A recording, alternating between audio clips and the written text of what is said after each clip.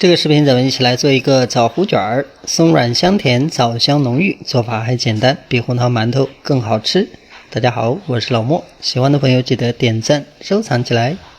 先来看一下材料，这里是中筋面粉，需要准备400克，再加干酵母3克。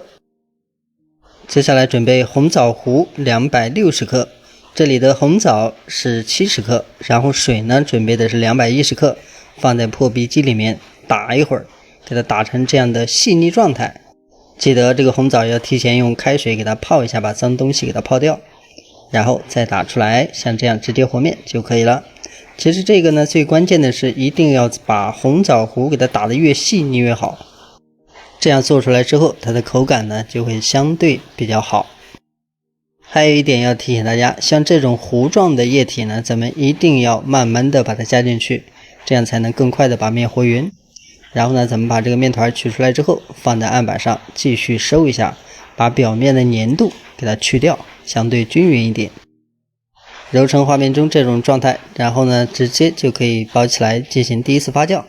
第一次发酵呢，其实只要看准状态，其他的都是次要的，一定要让它发透。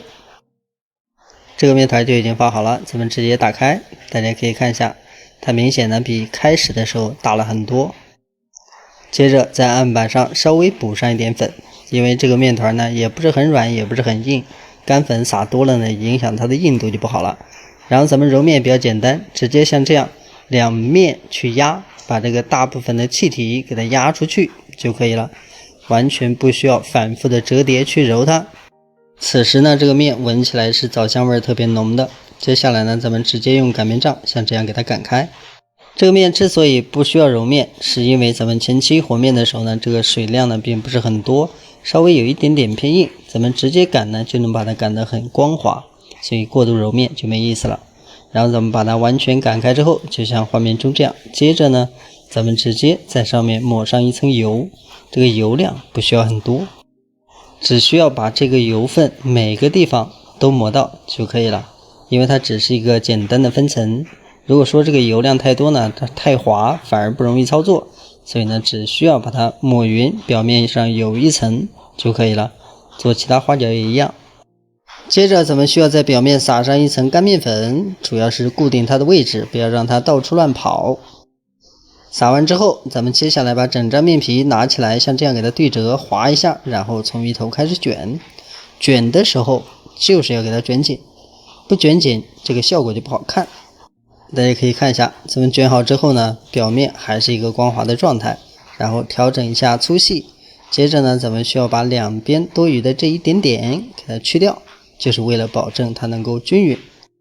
当然另外一边也是一样的，直接给它切掉一点就可以。接下来呢，咱们采用镰刀的方法，就是不完全切断，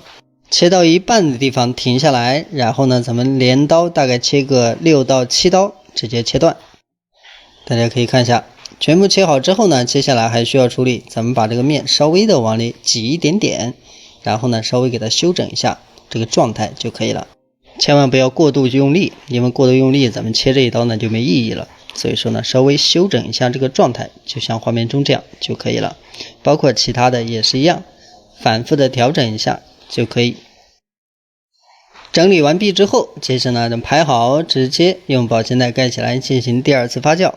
第二次发酵控制好状态，控制好时间，然后呢咱们要把边缘全部给它盖住，防止漏风。如果漏风表皮干了，它就容易起泡泡或者是烫掉。发好之后直接打开，这个时候呢大家可以看一下这个裂口容易变大，像这个时候呢就可以了，直接摆入蒸笼。同时呢提前把锅里的水烧开，然后中火上锅蒸18分钟出锅。打开锅的瞬间，这个枣香味特别浓郁，而且这个松软度也还可以，大家可以看一下，就像这样的状态。大家做的时候记好，主要是枣糊的部分一定要打精细，其他就没什么难点。好了，视频就到这里，咱们下期再见。